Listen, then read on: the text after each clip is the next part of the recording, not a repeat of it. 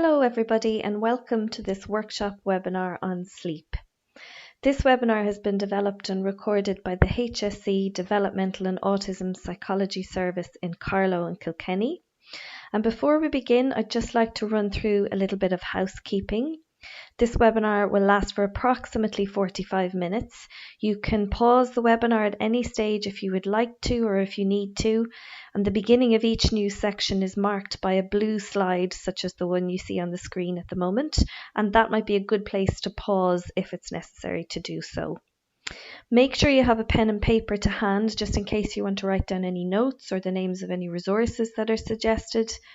And if you have any technical difficulties while you're watching this webinar, please contact our service in Bethany House if you live in the Carlow catchment area, or at Kilcreen Children's Services if you live in the Kilkenny catchment area.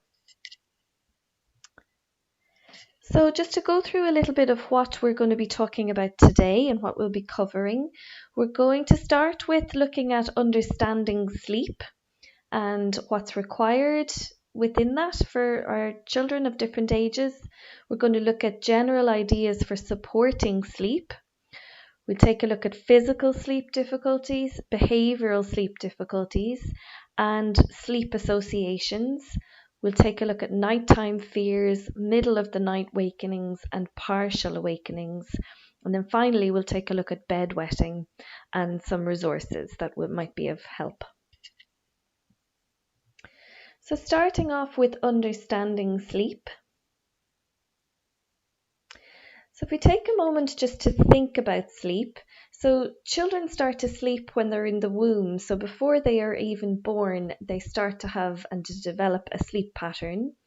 And we all have an internal biological clock which governs our sleep. So you might have heard of the notion of circadian rhythms, and this is what's involved. So this is what gives most of us that inherent drive towards sleep and needing to sleep, and it's slightly different for each of us. And it also changes over the course of our lifetime, where at certain ages we might need more sleep, at other ages we might need less sleep, and as people age, sometimes they notice that they need less sleep than they did when they were younger. This is also affected by our exposure to light.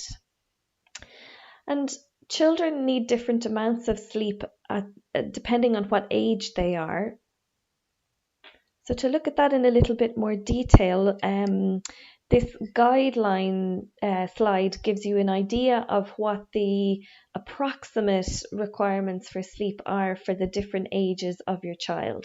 So you can see there, when they're very little, they need more sleep, and that sleep is taken over the course of the day and during the night then as well. And as they get older, the daytime sleeping gradually reduces and fades out.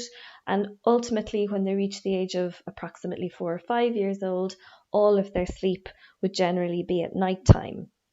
So when you take a look at sleep and your child, and if they're having any sleep difficulties, one of the first things to take a look at is whether or what the total amount of time they are expected to sleep per day is. So if we have an expectation on how much time they should be sleeping, and it might be the case that what we're expecting them to sleep might be above the total amount of sleep that they actually require. So it's a good idea to take a think about that and see whether you need to make any adjustments to just address that balance.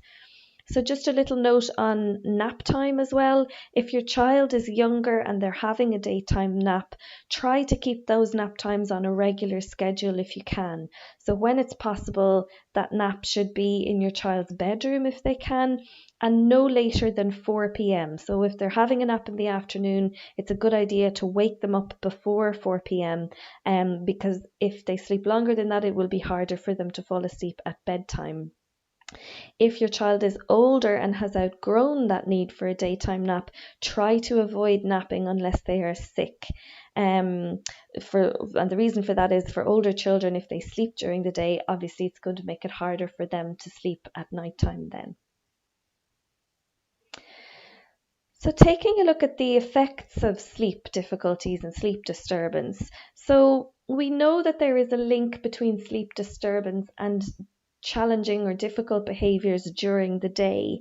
So sleep difficulties, they can make young children and infants more moody, short-tempered, unable to engage well with their interactions with others. And sleep issues can also impact on learning and concentration. So when your child is sleeping when they're young, their body is busy developing new brain cells that are needed for physical, mental, and emotional development. So that's what's going on while they're asleep. So if they're not getting enough sleep, they're not getting the opportunities to develop those cells. And that can lead to, as it says here, irritability, aggression, concentration difficulties. It can also have an impact on us as parents. It can increase our own stress levels, and if we're not getting enough sleep because we're up all night with our children, it can leave us feeling very stressed, and not getting access to those opportunities for our bodies to repair and to restore themselves.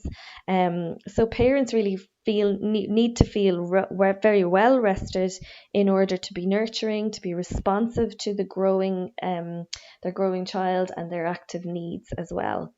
Um, so we know also that children who have differences in their development or other disabilities, that they would also have are more likely to have sleep difficulties. So the estimates on this are, for children without additional needs, it's around 43% will experience some kind of sleep difficulty. But for children with additional needs, it's up to 86% will have some sleep difficulty. So we know that this is higher for children with additional needs.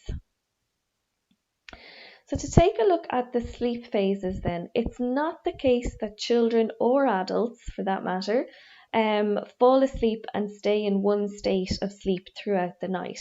So all of us move through different sleep phases of wake times, drowsy times, light sleep, deep sleep, REM sleep as well. And for all of us, we cycle through these phases a number of times each night. So this little chart here gives you an idea of what the different stages are. So if we start in the top right hand corner of this little chart, at stage 1, when your child initially falls asleep, they might be easily awakened, their muscles relax, they might twitch, they'll have slower eye movements, and then as they move towards stage 2, their breathing and their heart rate might be a little bit less regular, body temperature drops, they lose that sense of place or where they are, brain waves become slower, blood pressure drops, and then as they move into stage 3, energy is starting to be restored and brain waves slow down even more to allow these processes to happen. The final section there, the top left hand corner, I don't think it can be read very well, it's REM sleep. So in this stage, the brain is in active dreaming state, eyes might dart very rapidly, and muscles are paralyzed. So that's a more deeper type of sleep. And we work through these stages frequently throughout the night at many different cycles as well. So with the sleep phases then, so children, when they fall asleep initially, they tend to plunge into a very deep sleep quickly, and then they stay in that state for 1 to 2 hours. So they're usually very difficult to rouse during that time, and that's a really solid period of sleep for them. And then following that, they have a period of very brief arousal when they move into lighter sleep, and it's at this transition period that oftentimes children can wake during the night, so you're more likely to get those little waking moments during the night. And then they spend most of the night between those lighter sleep states and dreaming, so cycling between each of those sleep states.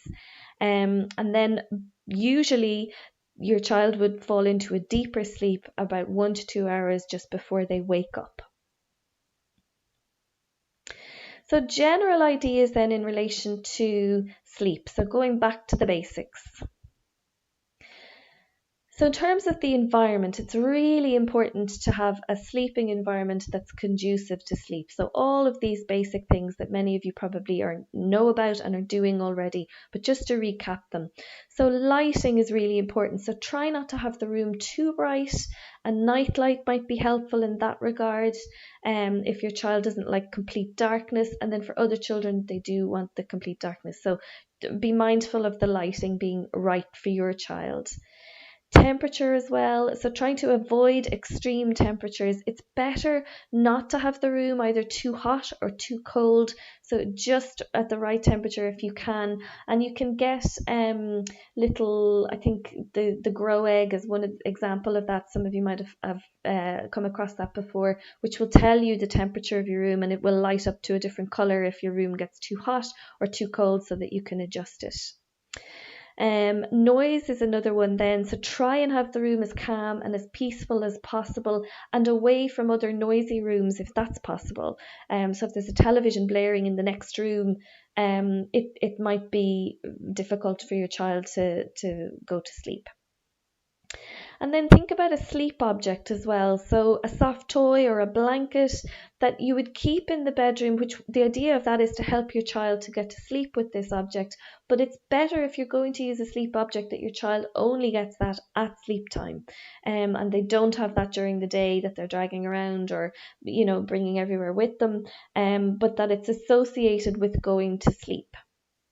And then finally, removing any stimulating toys or games is a good idea from the bedroom, if that's possible as well. So some other general ideas in relation to sleep. You can try giving your child some warm milk before bedtime. So warming the milk changes the chemical structure of the milk and increases the level of the melatonin within your child's body, which promotes sleep in the body. So that's one option that you could try that. Make sure your child eats a very healthy and balanced diet as much as they can. Include a weekly program of exercise and make sure your child gets plenty of fresh air during the day if you can. But try not to have any exercise close to bedtime. So don't have any vigorous activities or high activity just in the hours immediately before bedtime. Have that as a wind down time and do all your exercise and activity earlier in the day if you can.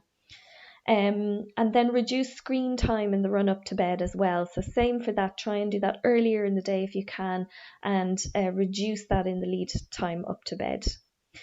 And then finally, just to eliminate all foods and drinks that contain caffeine at least 6 hours before bedtime. So examples of that: chocolate, Coke, tea, some of those caffeinated energy drinks as well. Just be really wary of those at least 6 hours before bedtime if your child is going to have any of those.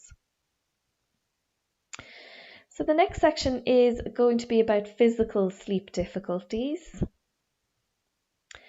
So there's a couple of different types of physical sleep difficulties that can be there. So the first is breathing related difficulties. So this is related to sleep apnea. So this is a condition where your child's breathing is interrupted, and the signs and symptoms of this might be where your child might snore very loudly, they might cough, choke, or show signs of restlessness in their sleep. And there might be short periods where you notice that their breathing stops altogether while they're asleep. And while your child may not wake up with this, it will affect the quality of the sleep that they're getting. There are two types of sleep apnea. So there's an obstructive type where the airway is blocked. So this could be because of large tonsils or adenoids, and that can be corrected by surgery. So where tonsils or adenoids could be removed, which might improve airflow for your child. And the second type then is more essential sleep apnea. So this is more of a neurological disorder which is related to breathing control, and this can be helped by the oxygen mask. Some of you might be familiar with that. So it's a mask that your child wears at night time when they sleep and when they go to bed. Another type of physical sleep difficulty is the circadian rhythm dysfunction. So, this is where your child's sleep phase and the time you expect them to go to bed don't match up. So, the time when they're actually feeling tired, ready for sleep, is different to the time when they are expected to go to bed. So it's a good idea to try and calculate your child's sleep phases. So note when they generally fall asleep, when they wake up spontaneously, so i.e. not when you're waking them up or calling them, but when they naturally do that, and chart their pattern and see if you can calculate their sleep phases based on that. So, just related to that is the ideas of the early sleep phase and the late sleep phase. So, starting with the early sleep phase, this is where your child might be sleepy earlier than you try to put them to bed. So, if you ever have had the experience where your child is yawning and very giving all the signals that they're ready for sleep, but it's only 4 or 5 o'clock in the afternoon, that would be known as an early sleep phase. So if you miss that sleep phase, they may feel awake by the time you are actually trying to put them to sleep. So if you have that heard of that notion of the second wind that might come, so this can cause issues then with trying to get a restful night's sleep. So the idea behind this then would be to try shifting around the routines later during the day. So move the feeding times, move nap times to later in the day, which can help to address that. The other opposite side of this then is the late sleep phase. So this is where your child is sleepy later than you want them to go to bed. So they're full of energy, full of the joys all through the day, and they're not tired when it's time to go to bed, and that tiredness doesn't come until later, much later after bedtime. So ways to address this would be, to try moving your child onto a schedule that matches their current settling period. So starting from the time when they naturally fall asleep, which might be much later than the current bedtime. Other ideas would be to control their wake up time and move bedtime gradually towards the time that you want. So this would be about waking them up a little bit earlier so that you're moving that sleep phase to earlier in the evening. So that's another strategy that's worth a try. And then think about their exposure to light as well. So we know that light has an impact on our circadian rhythms. So more light earlier in the morning is a good idea. Exposing your child to natural sunlight, getting out for that walk first thing in the morning, getting out into nature and all the sunlight if you can, weather permitting, of course, is helpful. And then minimizing light exposure in the evening times, so not going out for big long walks in the evening times, but reducing light down in the home, and getting kind of lights dimly lit can help with resetting those rhythms as well. So moving to the next section, which is about behavioural sleep difficulties. So what are we talking about here? Well, there's two different parts of two different sides of behavioural sleep difficulty. So it can be about going to sleep, so the sleep onset problems, or maintaining sleep. So when your child is asleep and maintaining that. So in terms of the sleep onset problems, we're talking here about possibly reluctance to go to bed, an inability to settle without a parent or without an action being performed or a particular object being there. And the final one then being if there's what you would perceive as being an inappropriate sleep location. So for example, if your child is sleeping in the sitting room and you don't want them to be sleeping there, or if they're sleeping in your bed and that's not what you want, then that might be deemed as an inappropriate sleep location for your child. So maintenance problems then, we're talking about night waking and early morning wakening as well. So to go through a plan in relation to these and how you might address some of those issues. So step number 1, before you even start to think about tackling any sleep issue, it's a really good idea to keep a sleep diary to get an exact sense of what the problem might be. And the reason why this is really helpful is because it will also allow you to judge how things are improving over time, because otherwise small changes can be missed, which can be really disheartening if you've embarked on a program. So it's a good idea to try and keep a sleep diary for at least 2 weeks if you can. And just to show you an example of what this looks like, it would be something like this. So where you're recording the day, the time your child was put to bed, and then the time they fell asleep, nighttime wakenings, if there were any of those, and then describe a little bit about what the nighttime wakening was, what happened, what they woke up for, the time that your child was awake for, and take a look at your naps as well, any naps that are happening during the day. So do that for every day of the week will give you a really good sense of the pattern that might be there. So managing behavioral sleep problems then. So in order to implement an effective sleep program, it takes time and it takes commitment, which is challenging when you're already tired because you're up at regular times in the night and you are tired yourself. So it's really important to think carefully about when is the best time to start, when is not a good time to start, and how you're going to do it if there are two parents in the house, or if there's a parent and a grandparent, or something like that. How are you going to work it out between you so that one of you might be on call during the sleep program, the other might be resting, so just working that out between you. It's often not a good idea to start things where if there are going to be two of you involved, if one of you is working a night shift, or if there's a big family event coming up, or at Christmas time when routines are naturally a little bit off, so choose a good time and choose a time where you think you'll be able to give it your best shot as well. Many parents choose to start over a long weekend or during school holidays or things like that, where there's less pressure to be getting up, to get out, to go to work or to go to school or things like that, because they know that, I suppose, they might be a little bit more tired while they're addressing things before things start to get better. The average time, and we would recommend that anything that you implement that consistently for at least 6 weeks.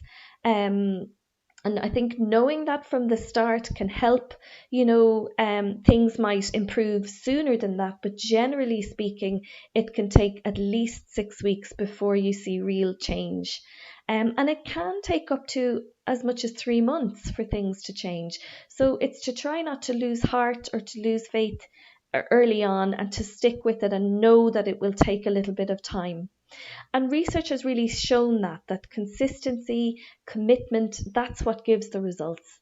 And knowing that from the outset can sometimes help to keep you going where you feel like it may not be working immediately. So step number 2 then, in terms of planning out the bedtime routine. So it's really important that, to think about a clear and a regular routine before bed. That is really, really crucial. And it's important to plan that out and to stick to it consistently.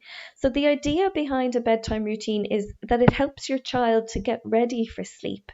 And we know a lot from the research in terms of babies and very young children that they thrive on predictability and learning from that repetition, and they like to know what's happening next, and they need to know that, so it can work really well.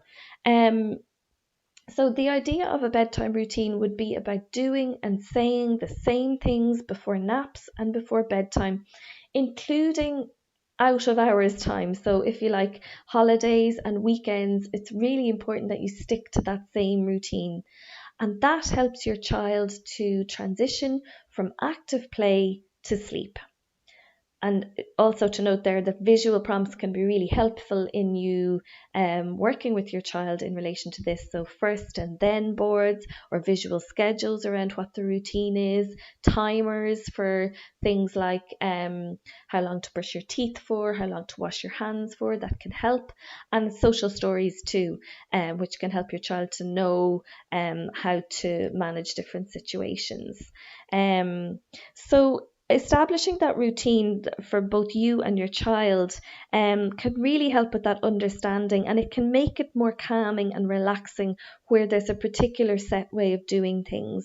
And so typical routines, they would generally involve things like undressing, bathing, toileting, cleaning teeth, dressing in nightwear, story time, etc. Try to avoid things like teasing your child, or scary stories, or excitement, rough and tumble play, or watching TV or DVDs, or YouTube clips or things like that just before bedtime. Try and avoid having those things as part of your routine if you can.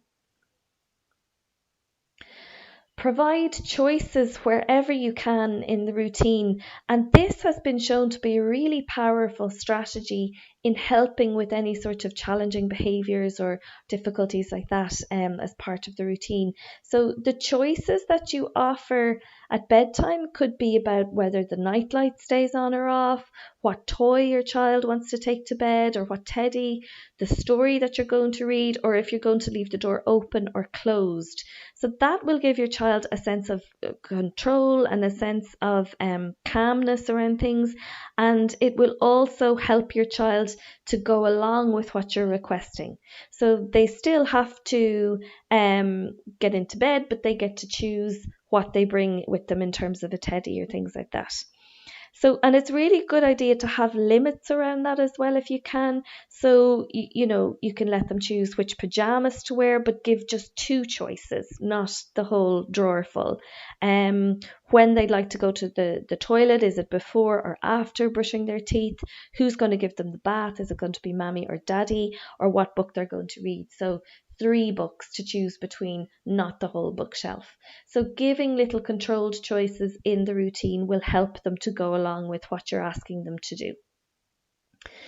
So as I said before, providing your child with calming, rest-inducing activities, sounds, objects within the routine is really important. And always build in some quality time with your child as part of the routine, ideally between 10 to 30 minutes of duration.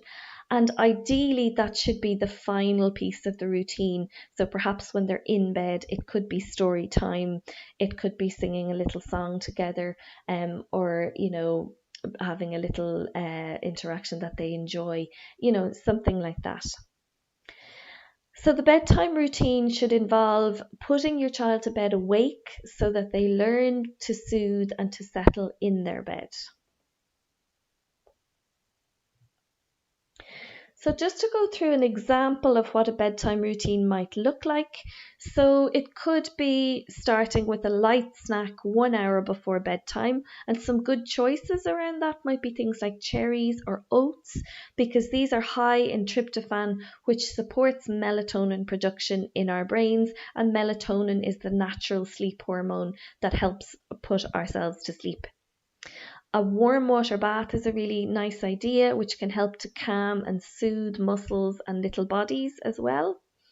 Putting on soft pajamas, and you could try out different materials to see which suit your child best, and remember to keep their feet warm as well as they're sleeping. And then the next part of the routine might be about brushing teeth with warm water or tepid water. But for some children who are sensitive to toothbrushing, it might be beneficial to do that earlier in the routine. It depends on what your child needs. The next step might be about going to the toilet. Then there might be a little massage or deep pressure prior to bed. You might do a little bit of breathing work or meditations with your child. And then it might be about reading a book, listening to a little bit of music, something calming, soothing, or even white noise if they like that, if that helps them to feel calm. And then the final stage is saying goodnight and leaving the room at bedtime. Limit setting is really important to talk about as well. Quite often this can be challenging for most parents, and a great tactic for kids to keep you with them at bedtime. So things like those multiple requests: I want a glass of water, I need another story, will you tell me something, I want to tell you something, I want to say goodnight to daddy, can you tuck me in? All of those little requests. So in dealing with that, I suppose it's firstly really important to have a clear bedtime routine that meets all of your child's needs, so that all of those things are catered for and that they're comfortable and safe going to bed. Have a clear limit on their requests. So once your child is in bed, there is no further negotiations. And it is okay to say no and to set that limit and have that boundary. But it's also important to not acknowledge that it can be difficult to do that. And if it is difficult, you can try to limit one demand at a time once you stay consistent. So one idea around that might be to say to your child, you have 2 requests, and once you've used up your 2 requests, we can't do any more. So that can help to just set a little bit of a limit around that. If your child tries to get out of bed or tries to leave their bed, it's about returning them back to bed nice and calmly if you can. And reward charts can be really helpful in this, particularly for children over the age of 3. If they can engage with a reward chart for staying in bed, that can be really helpful as well. So the next section is about sleep associations. So to start with a little bit on problematic sleep association. So what is a sleep association first? So it's where your child needs a certain thing to happen in order to get them off to sleep. So for example, it might be that they need to be rocked, or they need their parents to lie with them in bed, or they need a bottle to drink, etc., etc. And why is this problematic? I suppose, firstly, it's because in doing that, your child isn't learning to self-soothe or self-settle. They're learning to be dependent on something else to settle them for them. And within that, I suppose they are dependent on an external condition. So if they wake during the night, it's more difficult for them to get themselves back to sleep without that thing happening again. So that can also be really, really demanding on us as parents, because we have to get up to provide them with what it is that they need. And that can happen multiple times in the night if they're waking constantly. And remember what we talked about within the stages of sleep cycle, where there are lighter periods of sleep where children will be more prone to wakening up. So that can happen many, many times during the night. So in terms of recommendations around that, so ideally it's very important that if you can, to put your child to sleep in the environment that they're going to wake up in. So if they're falling asleep on the couch downstairs and then you transfer them up to bed and they're waking up in a completely different place, that can be very confusing, can be frightening, can be upsetting, and it can be harder for them to roll over and soothe themselves back to sleep. Plan the routine that you want to use and stick with that really consistently. Work then on removing the conditions or the habits that your child has become dependent on.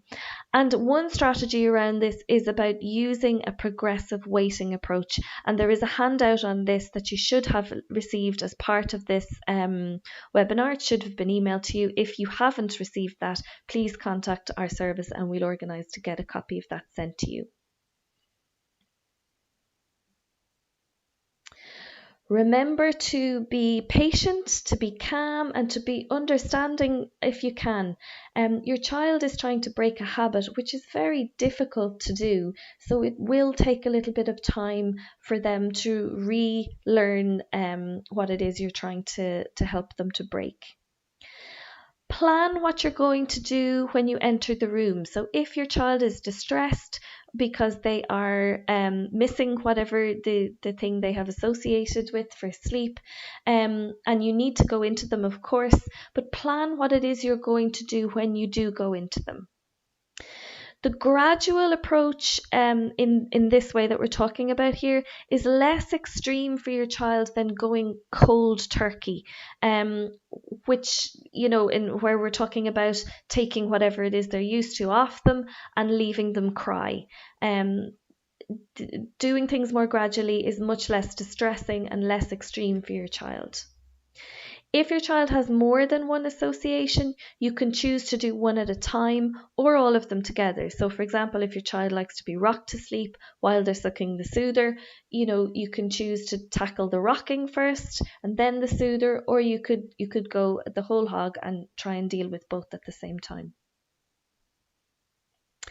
Possible pitfalls then in this. So, if the approach that you're adopting doesn't seem to be working, it's a good idea to explore the following. So, are you following the procedure that you've identified you're going to try and implement? Are you doing that fully? Or are you responding differently at different times? And remember, we know that tiredness is a factor in this, which might make it more likely that you'll respond differently in the middle of the night when you're tired, than you might have earlier in the night. So just to try and think and reflect a little on that, are you responding in the same way all of the time?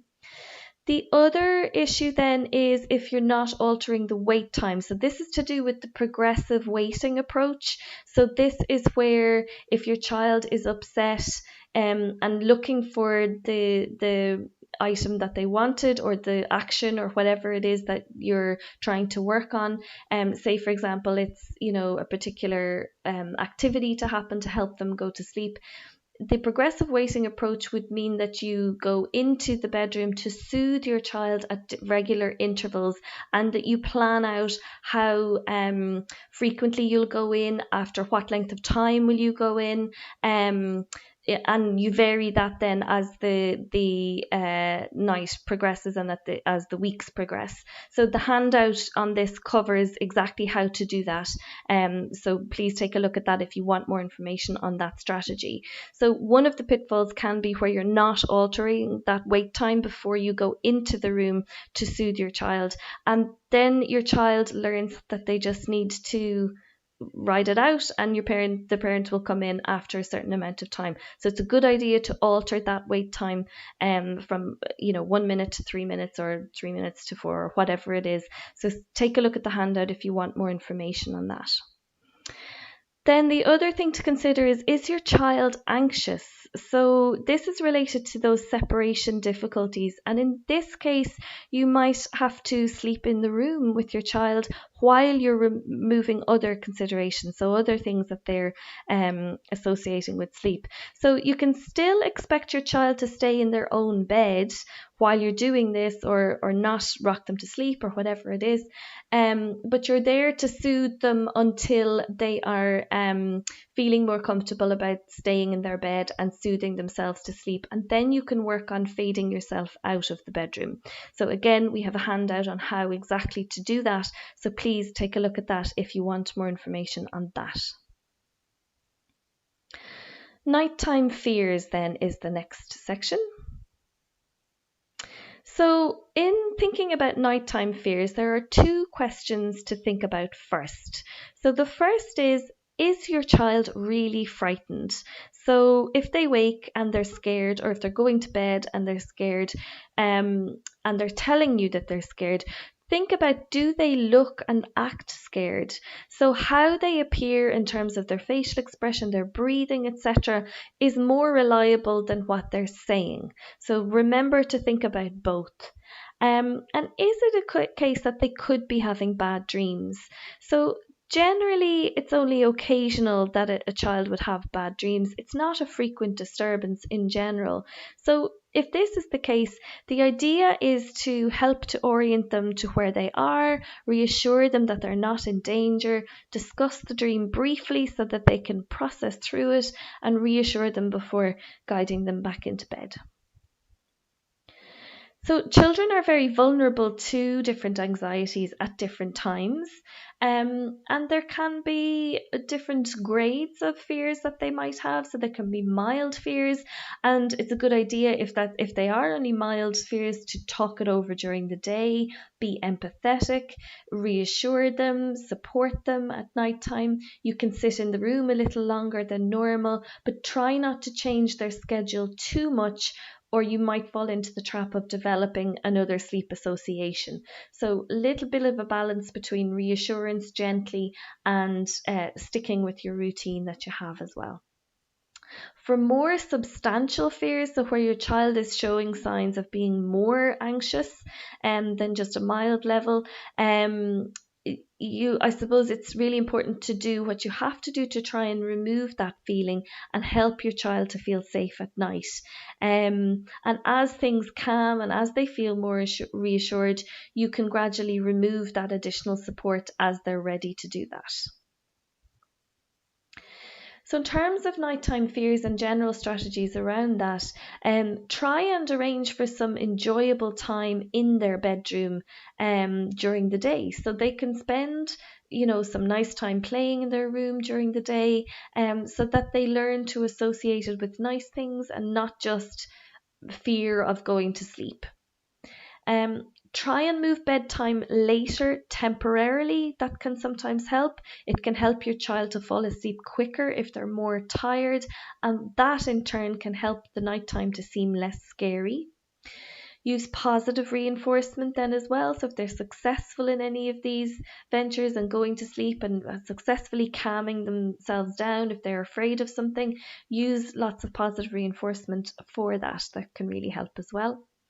Teach them some anxiety management skills and positive self-talk. So if they are generally anxious, you'll be working on these things anyway. So things like relaxation skills, meditation skills, any of those strategies that help them to feel nice and calm can help at nighttime with fears as well.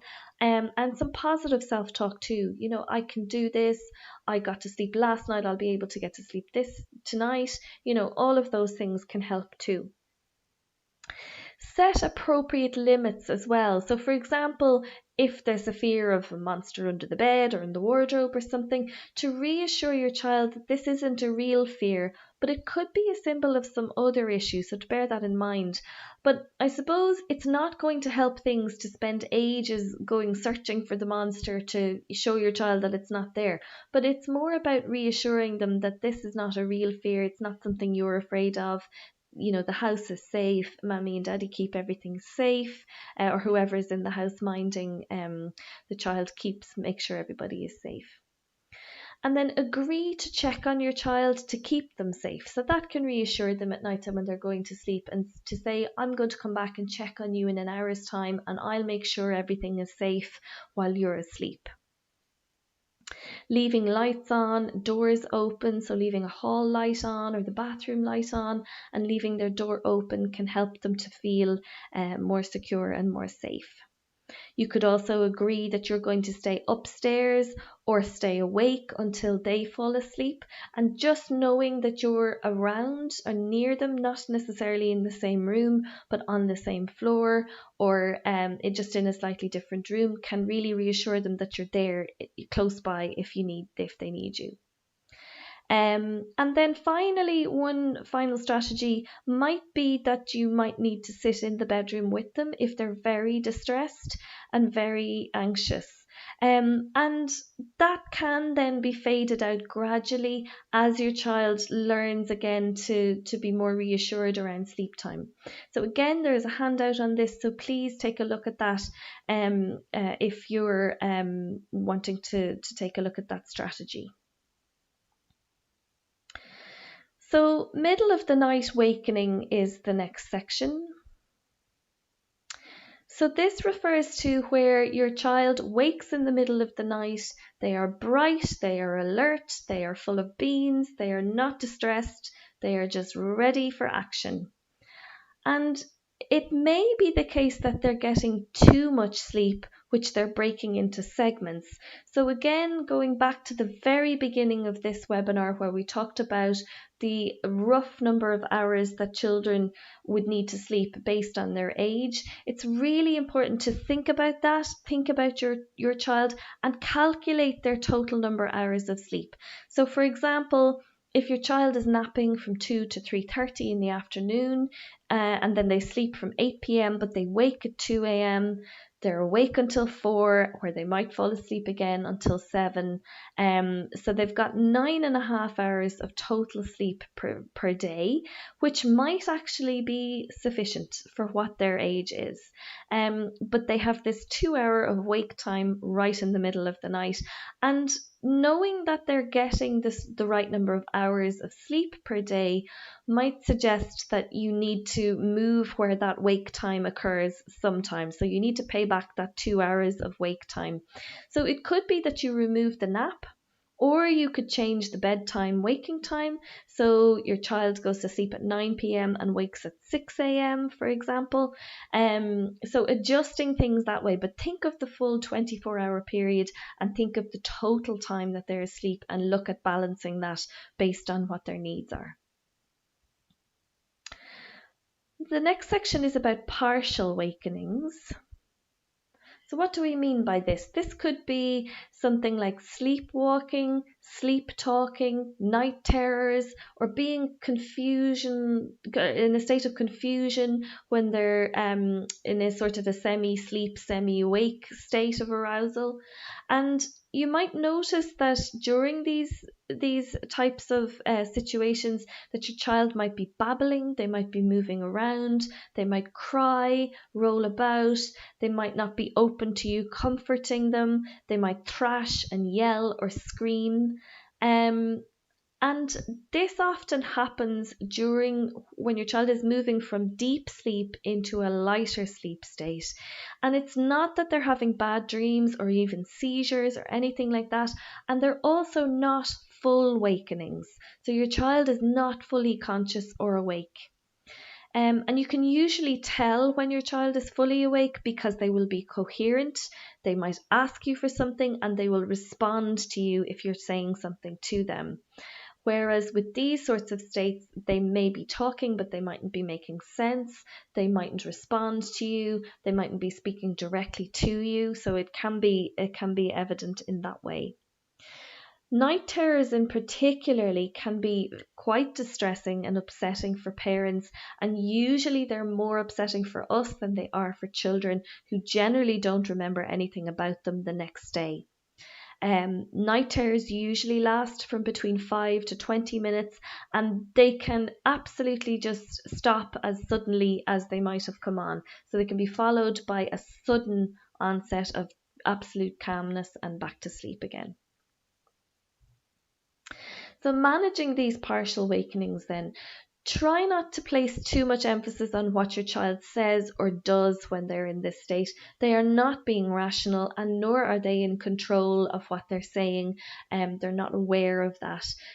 So if they're saying shocking things or threats or anything like that, it's generally not within their consciousness that they're saying those things.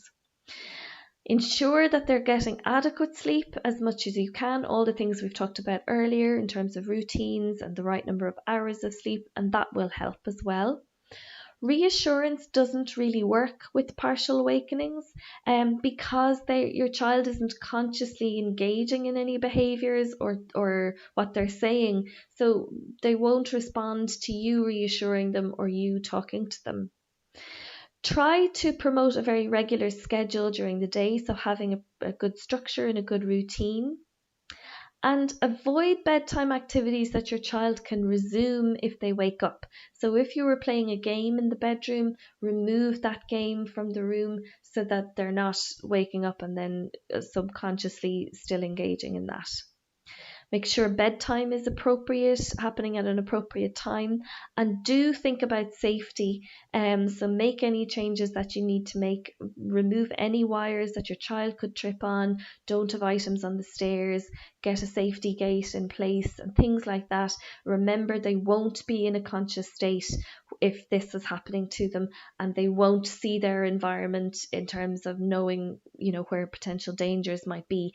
Even if they're able to identify those things when they're awake, they won't be able to do this if they're having a partial awakening, a night terror, or something like that.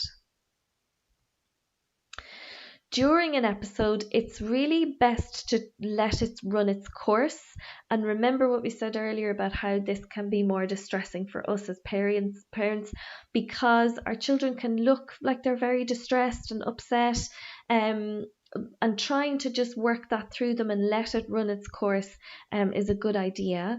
Keep your distance and try not to intervene unless your child is going to do something that's going to harm themselves or something like that.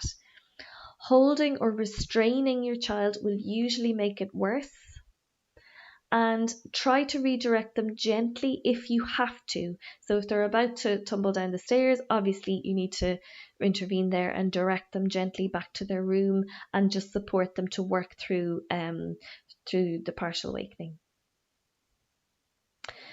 So the final section then is just a note on bedwetting.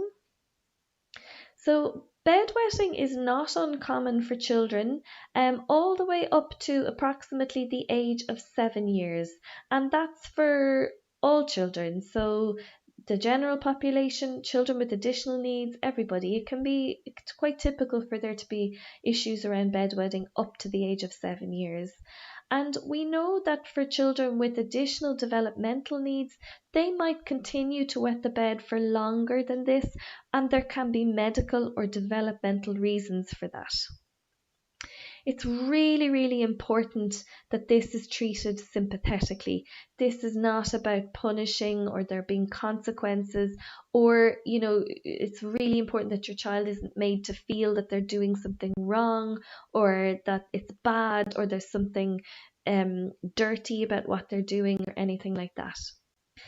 So the first thing to do is to check that there isn't a medical issue that might underlie what's going on for them, particularly if they've had a period of time where they've been dry and then there's a sudden or a more recent onset of bedwetting. Sometimes that can be related to urinary tract infections or bladder issues or motor control or things like that. So check that one out first. And then other causes can sometimes be a hereditary thing. It can be to do with your child's level of maturity and where they're at in terms of their overall development. It can be to do with their bladder being too small in terms of capacity. It can be a sensory issue where they mightn't be aware of the sensation of needing to urinate. It can be how deep they are in terms of sleep and their body not arousing them enough to know that they need to use the toilet. As I said, there can be medical factors, and there can also be emotional factors. So children who are working through any potential trauma, or who've had sudden life events happen to them, or who are going through periods of anxiety or stress can experience bedwetting. So some tips around this then, obviously limiting fluids just before bedtime is a good idea, not at other times during the day, because it's really important that your children get adequate amounts of fluids, but just before bedtime, that can really help. Reward systems can be helpful too, to increase the motivation, and help to give that message of, it being a good thing to try and work towards being dry. Responsibility training then can also be an important one, but not from the point of view of a punishment piece. So it's really important that is not the direction that you're going, but encouraging your child to participate in cleaning up afterwards can really help them to be part of addressing it and dealing with what's happened. It's not though about punishing them, as I said. If they have wet the bed, it's not to communicate to them that they're bad or bold for doing that. It's just about helping them be part of the responsibility around moving on from that. And obviously for that to be appropriate to their level of ability, if they're able to, change sheets and get the new sheets and things like that. There are different bladder training and start-stop techniques that you can try as well. And ideas around this can be to encourage your child to hold out slightly longer during the day before they use the toilet to try and work on increasing their bladder capacity. So remember that your bladder is a muscle, and if that muscle isn't stretched and used, it gets a little bit weaker. So going to the toilet very frequently during the day means that your bladder isn't getting that full stretch. So it's a good idea to try and hold a little bit further if they can during the day, if they can tolerate that. And then also just encouraging your child to start and stop the flow of urine as they go to the toilet in the daytime. And that can help to develop that muscle control around their bladder and to really make that strong. It is possible to have a referral to the continence nurse, and they can help support you with any special equipment that you might need. For example, you can get little pads with alarms on them that will go off if they detect any wetness and things like that, which can help with alerting your child to the need to use the toilet. And then finally, just a note on, the idea of a waking schedule. So bringing your child to the toilet just before you go to bed or setting an alarm for during the night. This is a tricky one because I suppose there aren't any long-term benefits with this. I suppose while it will help in the short time, moving away from that then is difficult, or fading it out is difficult, because your child isn't learning to recognize toileting symptoms themselves. They're learning to go on a schedule, as opposed to, oh, my bladder is full, I need to use the toilet. So fading it out can be problematic. So just be aware of that if you're thinking of going down that road.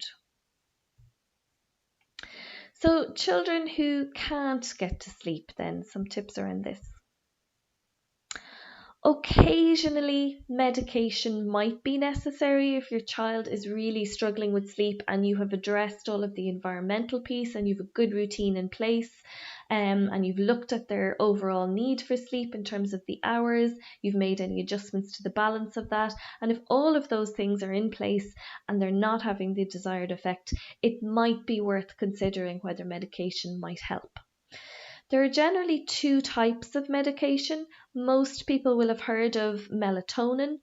Melatonin is a hormone supplement, and it is a natural hormone that's already in our system, and it is responsible for that sleep-wake cycle. So increased levels of melatonin help to put us to sleep, and it is, as I said, produced by our brains when it is dark at night, and it helps us to go to sleep. So melatonin as a prescription increases the levels in your child's brain, which promotes them going to sleep. The other type of medication then is what's known as sleep-inducing medications, or sedatives. So this is a different category of medication, and there are other side effects with those types of medications, but they can be very, very effective as well. But ultimately, it's really important that you discuss any of those medications either with your pediatrician or your child specialist to see if they think that they would be appropriate and would they help your child. It's important to say that medications on their own will not address the behavioural aspects of a sleep disturbance, so they are not a permanent solution. And as soon as your child stops taking them, you might find yourself back at square one. So it's really important, if you're going to use medications, because they can be very, very effective and many children really need them, but to do both in terms of addressing bedtime routines, addressing sleep associations, wakenings at night, and all of those things, and having good systems and routines around those things in addition to medication is really, really important. How can you tell if your child is getting enough sleep? So the main way to know is if they are functioning during the day without sleepiness, if they wake spontaneously from naps and in the morning, and if their behaviour, their attention and their mood does not improve after a night where they happen to sleep longer. This is probably telling you that they are getting enough sleep. So the last piece then is just in relation to resources and sources of further information. There are a number of handouts that we will send you in addition to the link for this webinar. So you should have received those already. As I said earlier, if you haven't, please do contact us and we'll happily send those out to you. We do have lots of other tip sheets as well in relation to sleep. So if there are other things that you need, please get in touch with us and you can get copies of those, that's no problem. But other books and things that can be helpful, there's a couple of different ones that are useful. So there's the Gentle Sleep book, which is Gentle No-Tear Sleep Solutions for Parents of Newborns to 5-year-olds. That's a very general book on sleep for very young children. Then there's another one called Solving Sleep Problems in Children with Autism Spectrum Disorders. And then there's Sleep Better, a guide to improving sleep for children with special needs. There's also a nice little guide on bedwetting, which is at this website, childdevelopmentinfo.com/disorders/bedwetting. So that's a good one to check out if that's what's going on for you in your house. So that concludes the webinar on sleep. Many thanks for your time and for your attention. And please don't hesitate to contact the service if you need any of those handouts that we talked about. Otherwise, I wish you the very best of luck with the sleep programs that you might be working on. Thank you.